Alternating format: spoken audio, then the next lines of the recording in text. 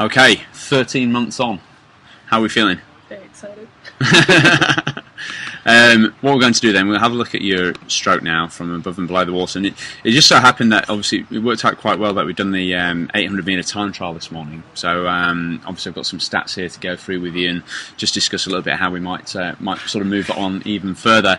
But it's fair to say that you're arguably one of the biggest success stories we've ever had down here, which is fantastic, Megan. So in terms of your swimming and how it's improved. So 13 months ago you were down here. Let's just bring up the video file that had. I actually think you're still wearing. I think you got the same bathers actually. Different colour. Different colour. Okay, right, Same pattern. Same pattern. Right, okay, good. So this was the stroke 13 months ago, and it looks like it's playing in slow motion, but really it's not. The stroke rate here is 45 to 46 strokes per minute. And you're swimming at around about 2 minutes 12 per 100. I don't know if you how much of that session you recall, but one of the first things that they are different colour, aren't they? Yeah. One of the key points that I mentioned to you on this particular session was that the stroke actually looked really quite smooth there 13 months ago without any sort of intervention. It just looked like it lacked oomph.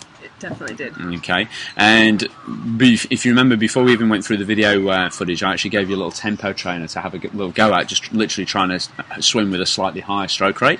And I'm really pleased to say that this morning, so this here on the right hand side is 2 minutes 12 per 100 metres. The first 100 of this one on the left hand side is 1 minute 44, which was the average pace that you held for an 800 metre swim this morning. Now the difference though is that your average, when you were swimming this morning, your stroke rate was 72 strokes per minute as opposed to 45, 46 strokes per minute, and that's one of the major changes. What helped that change come on is if we actually look at it from this position that you've got here, you'll notice that the body position is very, very low in the water. Definitely, which was a surprise back then. Absolutely, yeah. I was actually surprised about it because from the surface of the water it's really hard to tell just how low somebody sits in the water. Now, the reason it was so low, the primary reason, sometimes it's because people scissor kick with their legs and it creates a massive amount of drag, or they're pushing down with their lead arm. But there was nothing really wrong with what you were doing 13 months ago with respect to the stroke. It actually looked okay. It was just, like I say, it looked like it was in slow motion. So if we have a little look here on the left-hand side, and just take the video footage along a little bit, let's get a nice shot of you underneath the water. Here we go. Okay, perfect. Massive difference. You can see straight away the difference between the two video clips there, 13 months apart. So this translates literally to about a 30-second improvement per 100 metres, which is just incredible. Now, if we look at we'll go through some of the things there's still stuff that we can do with the stroke here on the left-hand side, which I'll go through with you in just a moment's time. But obviously, one of the biggest significant differences is just the difference to the body position in the water. And like I say, some people would actually work on that by improving the way they breathe out, or changing their head position, or something like this. With yourself, it was literally, can you turn your arms out a bit quicker and not be afraid to punch the water a little bit? So before we move on, can you sort of describe how different the stroke feels now? Does it feel terribly different, or does it just feel... Yeah, definitely. Back then I felt quite unstable in the water, like I was about to roll over when I was sort of taking a breath, and I did think my feet were a lot more closer to the water. I also felt really slow, and I also felt that I had to overthink. Now I don't really actually think at all, which is great for me, because I can kind of tune out, and you tell me to do something terribly hard, I don't really even care. That's fantastic. Fantastic. Yeah. I definitely was very frustrated when I came to see you, whenever that was, a year ago, because I enjoy swimming, but it was kind of a chore. So yeah. Excellent. And what does it feel like being in, I mean, you've gone from literally, when you started with the squad, you went from the back of lane 1 to now this morning just being moved up into lane 3, and you won't be in bad company there in lane 3. It's not like you're going to be at the back of lane 3. You're going to be sort of like mid-place within lane 3. So within the space of 12 months, that's a pretty remarkable cool. improvement. I was unexpected, to be really honest. No, right. Fantastic. Yeah, something that I thought was going to happen. I thought I was going to be a lane 1 girl forevermore. Right. Excellent. Really? Excellent. Good. And when you're doing the, obviously a big part of what you've been doing to improve, we've been doing a lot of like CSS sort of stuff, like threshold stuff. Did that feel daunting initially at all to do any of that? Yeah, I didn't mind it when I used to be off the back, but when you made me go to the front, the beginning was really kind of stressful. But more, I think it was more letting the other people in the lane down. I was being worried about holding them back. But once you get over that, it doesn't really bother me anymore. But Sure. yeah, when you do shout out that it's going to be something ridiculously fast, I do get a little bit stressed about that.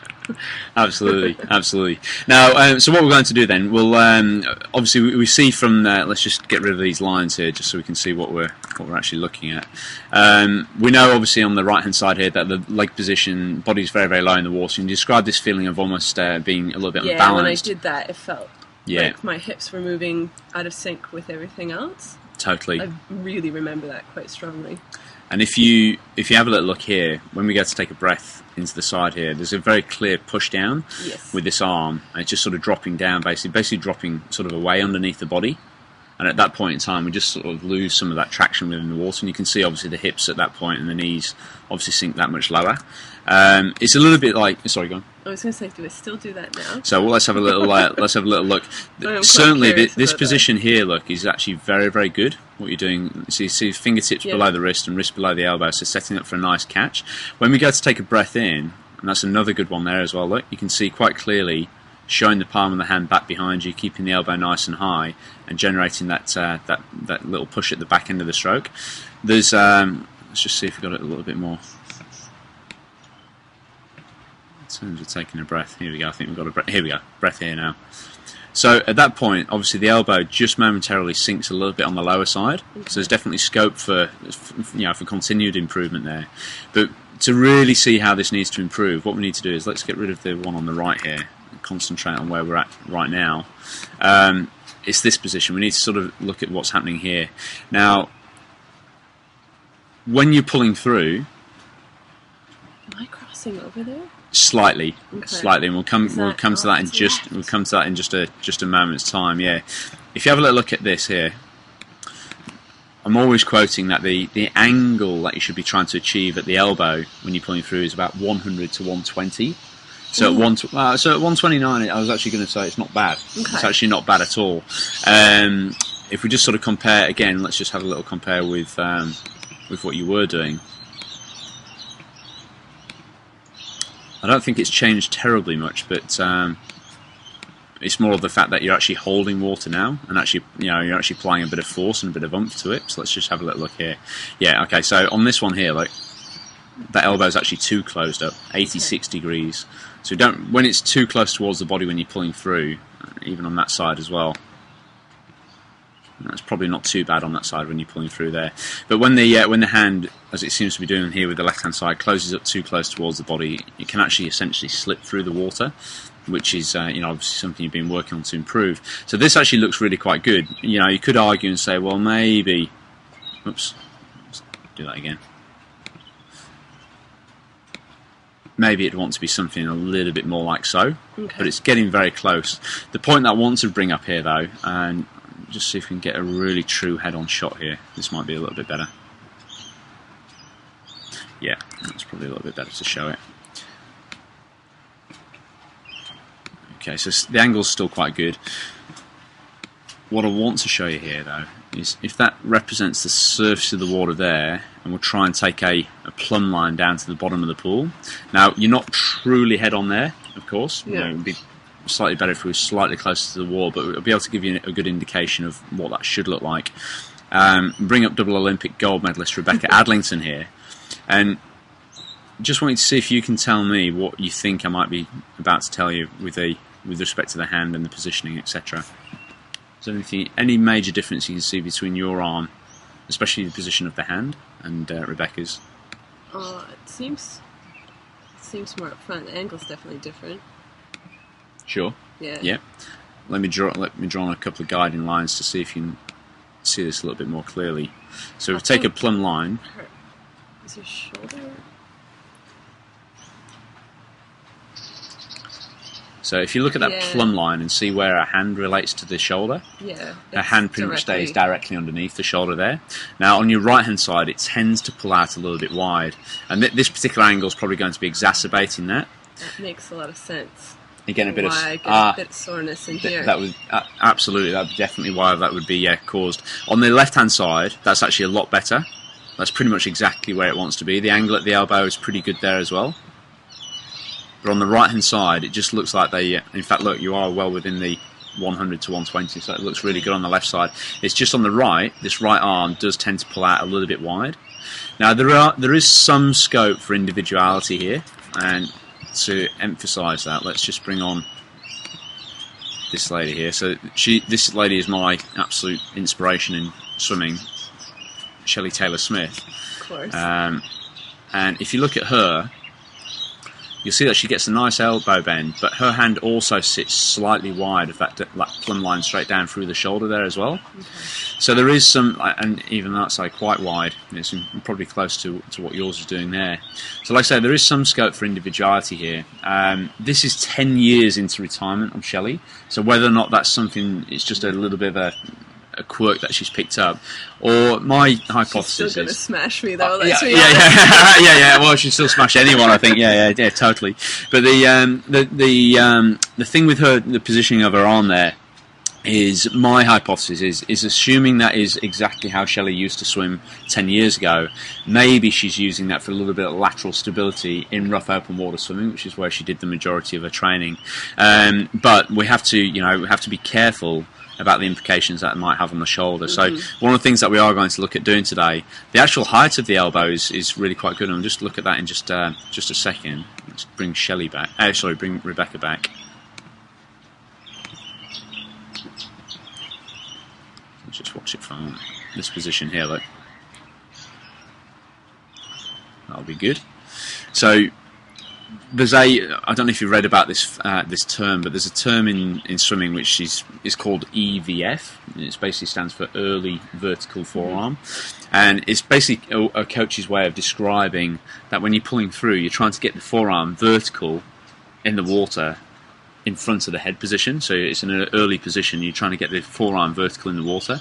And the idea behind that is it keeps the elbow as the highest point, higher than the wrist and higher than the fingertips. Thereby, obviously got the forearm, the underside of the forearm and the palm of the hand, applying pressure backwards on the water to send you forwards. Now, it has become a real buzzword, and unfortunately, in fact, let's just see if I've got this picture here to explain this. Oh yeah, perfect.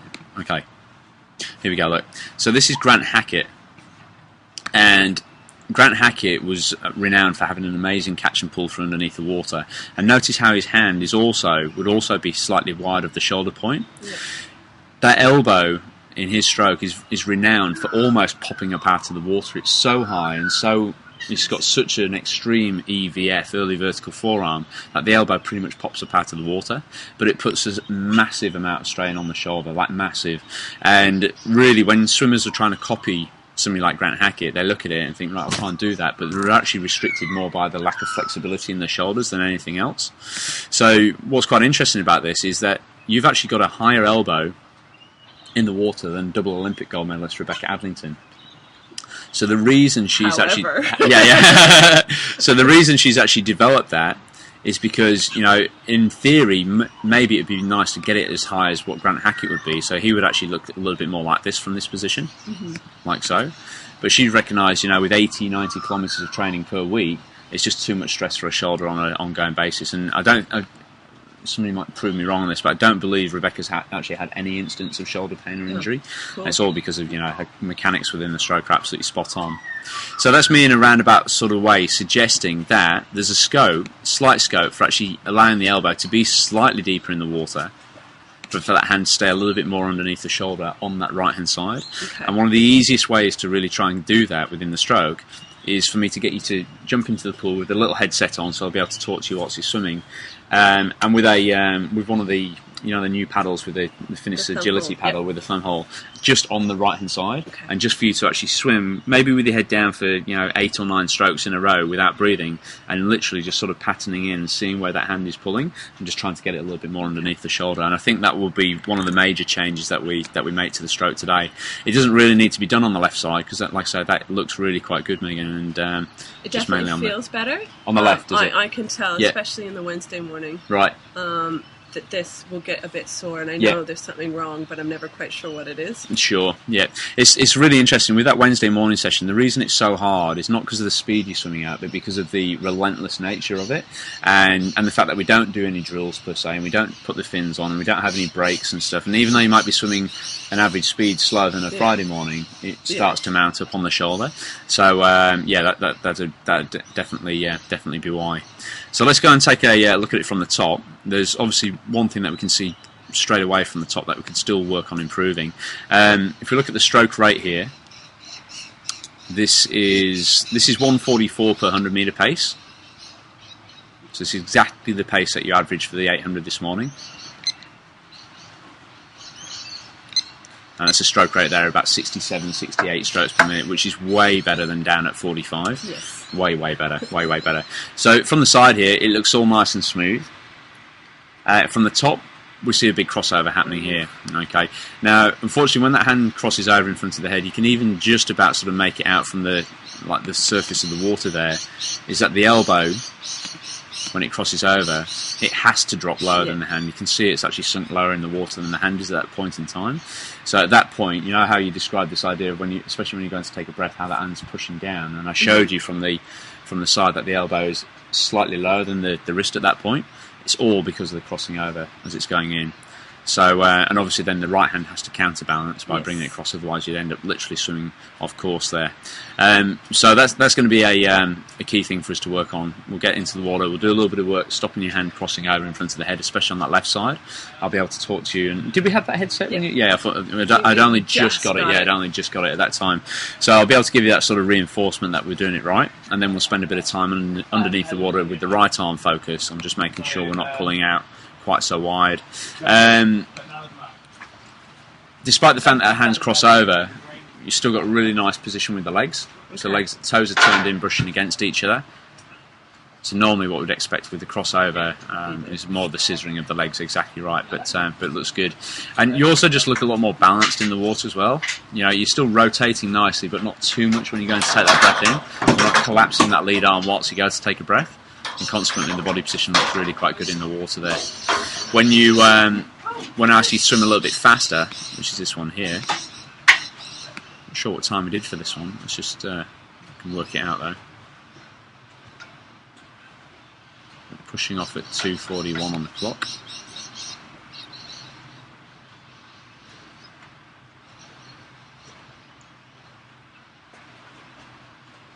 Finishing there. It'd be about a 130. Yeah, it's about a 139, 140 is that one basically. The stroke rate that you swim at for this one is slightly quicker, which is what I'd ask you to do. Yeah, 72. This is exactly the sort of stroke that you were swimming with this morning when you were doing your 800 meters. Now, just thinking about that 800 meters, because obviously we're here today to look at the stroke and see what we can do to tune up. But as you can see, there's not a lot that needs improving. It's just the crossing over and that right arm pulling out wide. How would you rate your swim this morning? You've got to be happy with the time, of course. But it was okay. I was a little bit nervous because I'm a little bit crook. Yeah. And the first 100 meters, I was slightly frustrated because I really wanted to catch Asher. But then once I realized that wasn't going to happen, I just eased into what felt comfortable to me, and it was fine. Yep. Cool. Excellent. So the 700 meters are fine. The first 100, I was having a mild heart attack. Yeah. But yeah, once I was like, oh, bugger it, I can do 800s on my own.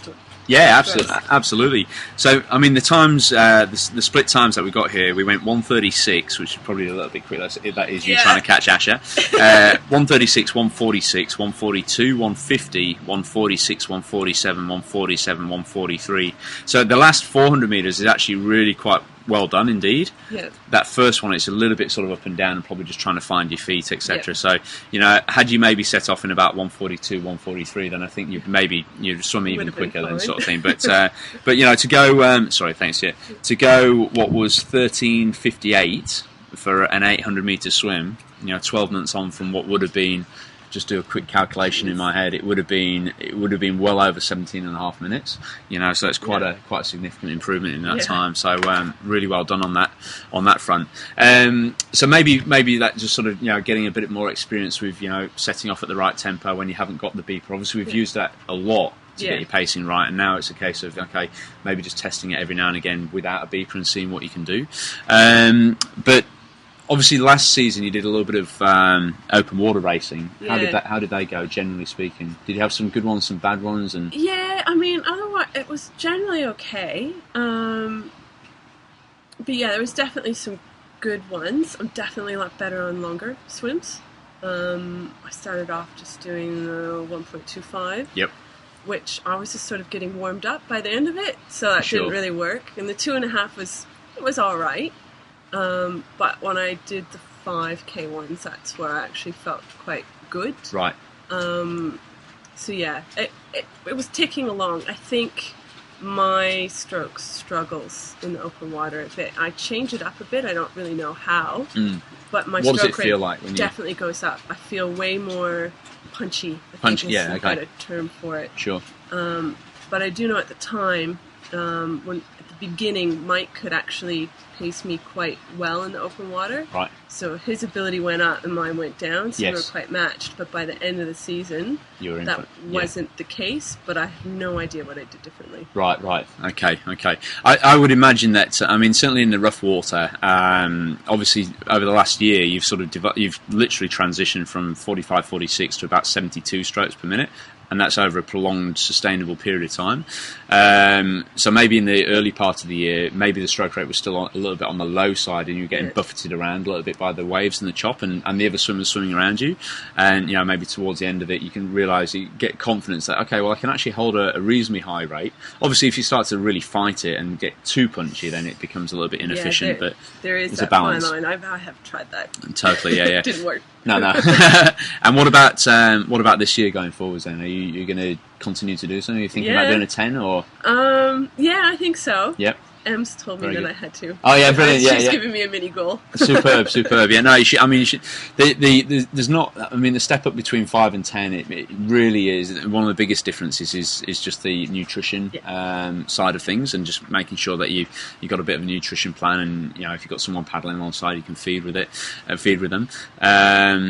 Practicing down at the river where we swim would be a good thing. We've got a nice little suitcase. So I haven't tried the river yet. Yeah, that's a great place to do it, because it's shallow water, it's super clear. There's a few jellyfish, of course, as you know, that Emma sort of succumbed to, but it's a great little place to know that you're actually in a sort of in good day. Good Mike's going away now, so I don't have any swimming buddy. I know, yeah, unfortunately, yeah. When he's leaving fairly soon, isn't he? 3 weeks. 3 weeks, yeah.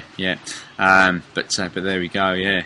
So I think that would be a good goal to have a go with, and one of the other concerns that you'd have, obviously stepping up to 10k, is that there's obviously a significantly greater risk of sore shoulders, and making sure that we get this right arm pull through a little bit more effective in the right position would be a key component to that. But everything else looks really good. There's a nice consistent stream of bubbles underneath the water. Body position obviously looks great. Ankle flexibility looks good. The kicking tempo and rhythm and timing is all where it should be. It's just that slight crossover, and obviously then this right arm just pulling out a little bit on the wide side. I don't want you to obsess about this right arm. I want you to judge it in terms of, like, especially on a Wednesday morning. We'll do some work on it today, but on a Wednesday morning, judge how much it improves by whether or not the shoulder starts to feel better. Yeah. And start to ward off some of those muscles. And it's not always that it hurts, but I do notice when it does, I can't back away from it because I'm not 100% sure what's going wrong. Yeah, sure. I think just one thing to... Oh no, you're doing that really well as well, actually, at the back. What I was going to say was, I thought it looked like you're actually exiting a little bit early at the back end of the stroke. I think I do that sometimes, but... And I think that tends to happen on that right-hand side. I've seen it almost looks like you take your hand. It doesn't just exit early, but it also exits quite wide as well. Like it comes out wide. So what I was going to show you here, this is something you're doing really well. The coaches for years and years and years and years have always said you should really flick back at the back of the stroke, like really force it out. But that's bad. It's really bad news for the shoulder. For the elbow, I beg your pardon, because you end up sort of internally rotating the shoulder and putting a huge amount of strain on the elbow. So when you look at somebody like, again, let's look at Rebecca here. This always shocks people. It shocks good swimmers as well, because a lot of good swimmers have actually when I say good swimmers, I mean swimmers who have actually been swimming all their life, and the coach has been hammering onto them, press at the back. This always shocks a lot of people, because if you look at Rebecca, she's doing exactly the same as what you're doing. You both, as you're pressing back, the hips are obviously rotating up, so this right hip is rotating up, her left hip is rotating up towards the surface. The palm of the hand folds in towards the body, in towards the thigh there. But if you were to see, if we had like a fancy camera that would film above and below at the same time, you would actually still see there is a bend at the elbow. She's not fully extending. And that's what I was going to say with yourself here. There is still going to be a bend there, and that's fine. Okay. What I think maybe happens on a Wednesday morning, just purely from my observations of what happened, seeing you swimming, is that the right hand, when it pulls through, it's wide at the start, but it also exits wide. Okay. Okay, so it would put a little bit of strain on the shoulder there. So the goal point or the focus point there would be to literally think at the back end of the stroke, try to almost feel your hand folding against the thigh, so coming in towards the thigh. It doesn't have to actually touch it, but just sort of feel it coming in. And we'll do a little bit of work on that when we get into the water. But there we go. Yeah. So, like I say, this is it's lovely to get this footage of Rebecca, and we had Reece Maidstone, who wins all the open water races here. He's actually in our book as like we've got little video stills of him demonstrating this, and his stroke looks massively long and massively smooth, and it really looks like he really pushes at the back. But the reality is he doesn't actually do that. Yeah. So just something to sort of watch out for. Okay. Cool. So let's just pause this here then, and I mean the number one take-home point is just keep doing what you're doing, because whatever you're doing is working, and it's improved massively, and I'm highly impressed. So well done, really, really good. I'm stoked. Yeah. So let's pop on. I'll pop on that. That's the raw footage from today, and I'll also pop on, just so you've got it all in one place, I'll put on the old footage there as well. It's alright. I mean, you think of it depressing or think of it as obviously moved on quite nicely. Yeah. This is quite surprising, really. And let's just stop that here.